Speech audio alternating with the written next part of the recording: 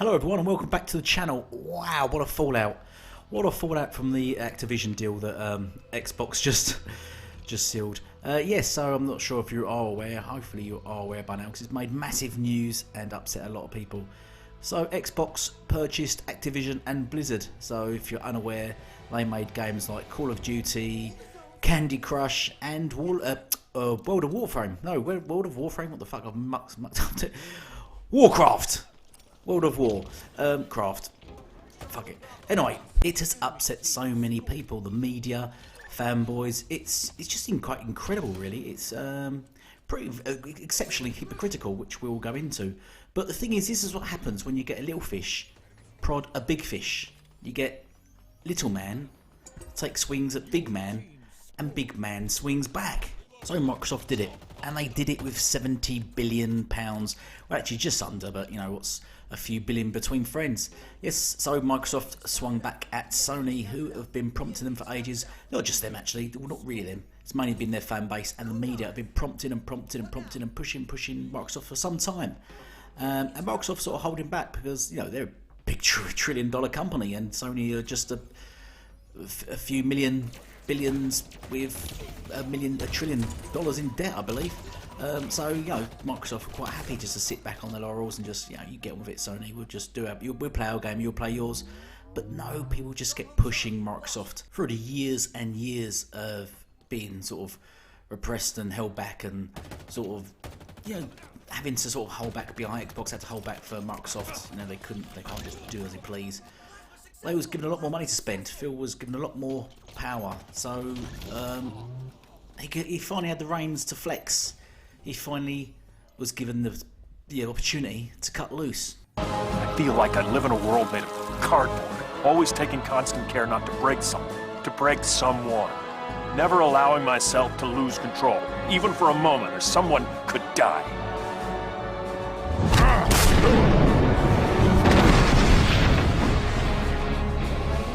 But you can take it, can't you, big man?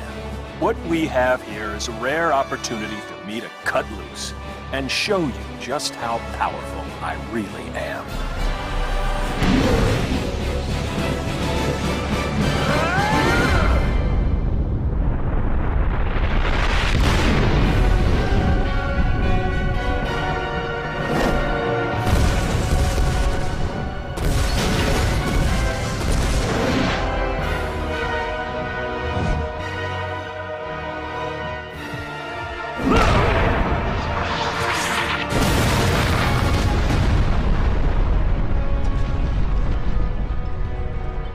And with that, $70 billion bought in Activision and Blizzard.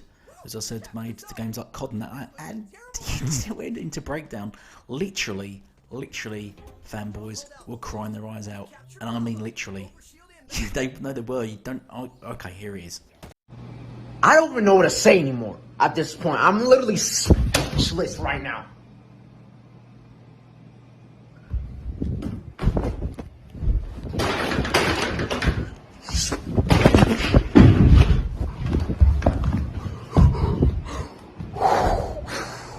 Wow! No, this cannot be happening right now. Microsoft did not just buy Activision right now. I don't even know what to do anymore right now. I don't know what to do. I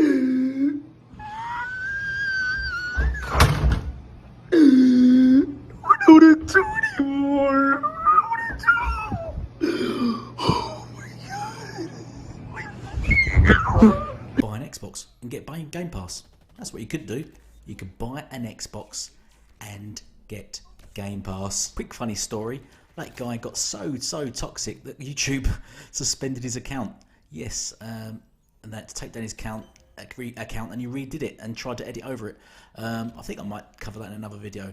But yeah, he got so toxic and upset by the whole thing. But what I couldn't get my head around was why. Why was everyone so upset? Why were people triggered? Why was the media attacking Xbox for doing this? Why were fanboys attacking Xbox? Why were gamers in general? Well, not all gamers. Just a small portion of morons. Were they starting to hate Xbox for purchasing a publisher and making certain games exclusives? This has always been a narrative. Buy products, make them exclusive to your console, claim victory. That's the narrative that's been pushed for generations now. That was the intent by the fanboys and media. That's what was good. That was good for business. That's what drives sales, drives gaming, exclusivity. But then, they were smug after the purchase of Wolverine and Spider-Man.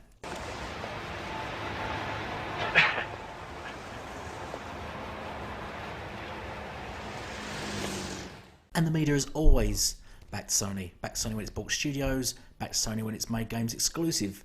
This has always been the case, and I just can't grasp what has changed. Why would this news...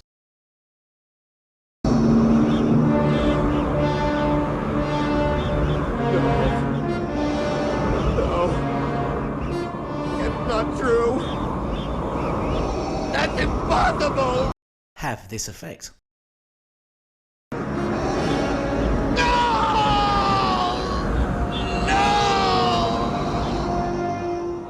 So I thought the best, funniest and stupidest answers I'd find on Twitter. You will never find a more wretched hive of scum and villainy. We must be cautious. And what I discovered, actually confirmed to myself, that the PlayStation fan base is narcissistic fuckfaces and more interested in console sales and plastic than actually playing games. And the media that supports them are just there for the clickbait of them, so they can boost their channels and earn more money. Furthermore, the fraudulent, hypocritical, slanderous fuckheads that seem to have a breakdown and cry when the opposition competes. And they switch narratives when their precious little feelings about plastic have been face fucked. So this next clip's for you.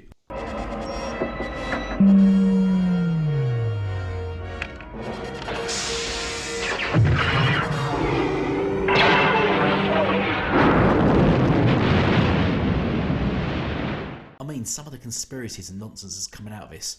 You've got stories like... Why don't we discuss your home?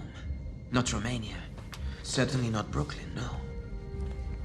I mean, your real home.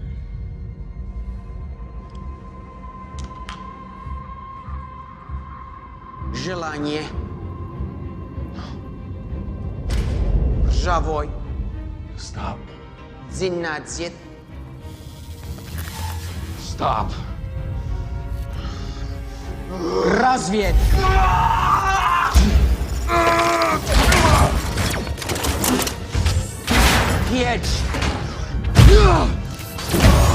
9.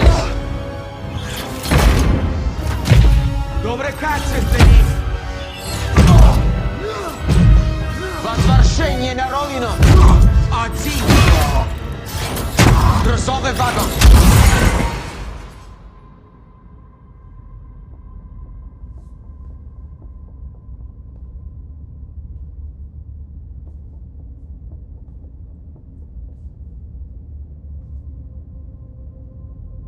So that's... Я готов отвечать. Oh, and Colin Moriarty. Colin Moriarty. There's been many of the journalists that have just been speaking up against Xbox, like Jason Schreier and stuff, and many others, just to sort of get their face in the limelight for a little bit and get their clicks. But this fella, wow. Let's look at one of his videos. And Microsoft, by leveraging its money, is now forcing a subscription model into, it's like a square into a circular hole. It doesn't necessarily make sense, and it's not necessarily what people want. And that malign influence, I think, is quite corrosive, because now Sony can't ignore this. Sony has to understand it's dealing with a competitor that has no problem taking shit away from it. And that's not the way that and remember, this goes back to the beginning. No offense to Microsoft, but what was their first instinct in the 90s when Xbox started to come to fruition? What did they try to do? They went and tried to buy Nintendo. That's the first thing they did. And Microsoft, by leveraging its money... What an absolute loon. What an absolute twat. Ignorant, biased to the core, and people like journalists like this just shouldn't be in media or be in gaming circles and stuff. He first waffles on about forcing the subscription model. It doesn't make sense. It's not what people want. Really, Colin. How about like PSN? How about PlayStation fans having to pay to be online? Is that what they wanted? Is that what they asked for? Because during the PS3 era, they didn't want it, and then PS4, They suddenly switched their mind because Sony told them to. And I bet you was one of them people that did the same. I bet you pay for PSN, Colin. But PS Now, game subscription service, basically locks their backwards compatibility games behind a paywall. Does that what people want? Do they want those things, do they? Game Pass has 25 million subscribers, Colin. 25 million. Do you think all those 25 million have been forced to do it, brainwashed, hypnotised into buying those subscriptions? It's weird that you say all those things, Colin, because you're quite okay with Sony gatekeeping games. Yes, gatekeeping. Buying games, making them exclusive to their console, so you're being forced to buy that console to play these games. It's interesting that you're all for that. He then went on to say, Sony has to understand it's dealing with a competitor that doesn't mind taking games away from them. What do you mean? Like Sony did with Spider-Man. Spider-Man's always been multi-plat. Now it's exclusive to the Sony PlayStation. What about Wolverine? Wolverine's always been multi-plat. Xbox gamers cannot play that game anymore. How about the Final Fantasy games? Some of those have been on Xbox, but the recent ones have seem to be permanently locked down to PlayStation. Will Sunset Overdrive 2 be coming to Xbox, will it, Colin? Will we get to play that game? Or is it locked down behind PlayStation, even though the first one was on Xbox? Actually, an Xbox exclusive. What about the Spider-Man content in the Avengers, which was removed for the Xbox and PC and was just locked down to PlayStation? Dear boy, you just don't think. He actually carried on and said, and that's not the way. But then he stopped himself because he must have just realised at that very point there, he just must have said it's fault. That is the way, because that's what Sony's been doing since they started. But he then waffled on to talk about Xbox. When Xbox first entered the market, the first thing they tried to do was buy Nintendo. Let's just recap that when Sony first entered, the first thing they done was start to buy up studios and exclusive content, and then throw their cash around, and eventually bodied and destroyed Sega. And they were also undercut them with a $2.99 console, which completely undermined Sega, which couldn't compete with that. So Sega could compete with the console sales, the purchase of studios and developers. Sony splashed the cash, and they won. And as a result, Sega would have obliterated for it. But you just seem to forget all that. A lot of the Sony fan base seems to forget that Sega existed as a console, and forget what Sony did to them. Did exactly the same thing. It's true Sega didn't help themselves and made several mistakes, but everyone makes mistakes during their generation. Sony did it with the PS3, Xbox did it with the Xbox One. Everyone makes those mistakes. Except Sony was relentless and absolutely destroyed Sega for their mistake. Sony can afford whatever it wants. Sony can leverage its name and its IP and get loans on anything it wants. It can merge itself with companies. Money is not. Let's get away from not here on the show, but out there, get away from the small thinking that Sony can't afford things. Sony can afford whatever it wants. Sony can't afford whatever they want, Colin. I'm sorry. They can leverage their name, yeah? Yeah. Remember, the PlayStation's really the only successful thing that's happening for Sony right now. A lot of their things are going down. When the movie's slowly picking up now, thanks to Spider-Man, but that's really thanks to Marvel. But PlayStation carries Sony. And you think, like, Sony can leverage their name? Leverage their name over what?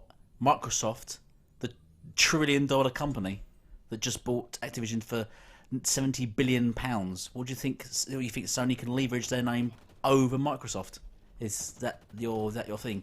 Yes, they can merge, but that's not really that's not really a success story, is it? Merging with someone. Merging is usually sort of where you know you can't compete, so you usually merge to combine with another company to overthrow a company. That's what merging generally is. You don't really. But if they merged with Apple, for example, they would probably just merge into Apple and sink into them, and Apple, being the bigger name, would completely consume Sony, and you might have a few Sony products and that. Apple will probably buy out all their stuff, and you might get PlayStation games and that, but there'll be the Apple logo, I think, all over it.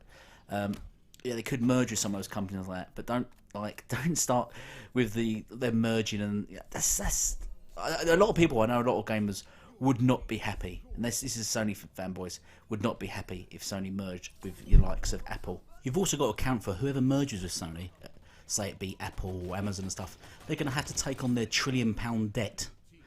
And I don't think these big companies that are trying to compete with Amazon, Google, Microsoft, Apple, I don't think any of those four companies are going to pick up £1 million debt.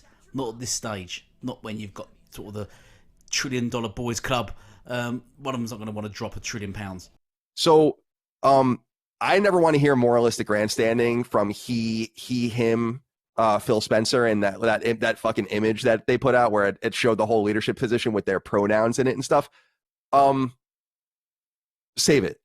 I definitely don't want to hear that shit from Microsoft anymore about your forward-thinking social politics when Activision Blizzard, like you said, is totally a wounded animal, so therefore is vulnerable and does need new ownership, and this does give the board a way out. But let's not act like Microsoft is just an amoral figure in this. They're making a moral choice to empower, embolden, and enrich the people at Activision in order to get their games. And that is a moral question, and that does come at a cost. That's not very different from the malign influence we talk about with Tencent in its own way.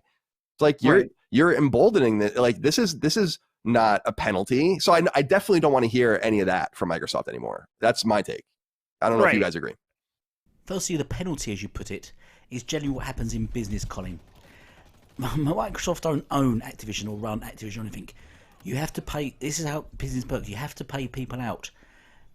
Phil has no power over this guy who's head of Activision. He cannot sack him because he doesn't run or own Activision at this stage. When they get into it, then you can pay him out. You can't just sack. I can't ring the head of Coca-Cola and say like, you're not doing a good job. You're fired.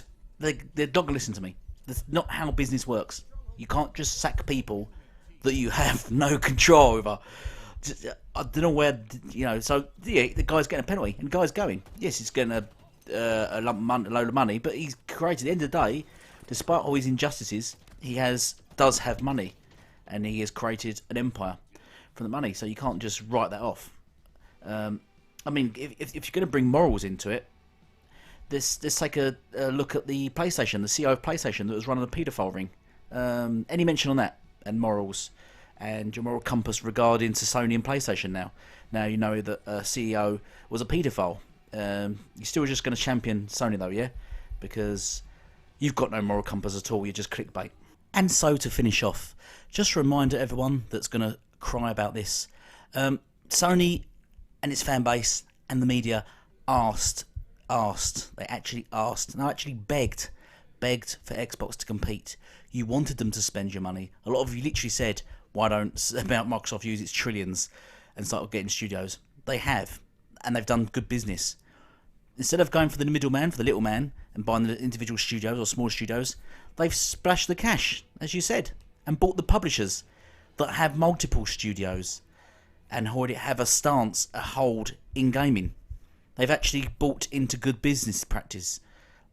It's only going to further Microsoft and Game Pass. They've gone from about 8th in the top game revenues to 3rd now, and that's before they've even started dropping all these games that they've got lined up. Think how big games like Overwatch are if they made a sequel to that game, or World of Warcraft, another version of that, or another Diablo, or when Diablo 4 drops on the Xbox. All these massive titles, all Candy Crush and the games they could produce and make, the studios they have. All these games, once you start, then you've got the Bethesda games and the ZeniMax games, and they've got 30 plus studios, 35 studios. Wait until these start dropping games. Some of them producing more than one game, so some of them dropping 2 games. Once these games start dropping, Xbox will start rocking. That's real cheese. Thank you all for watching. Hope you enjoyed today's episode. And please sub and share and like. And I'll see you all later. Goodbye for now.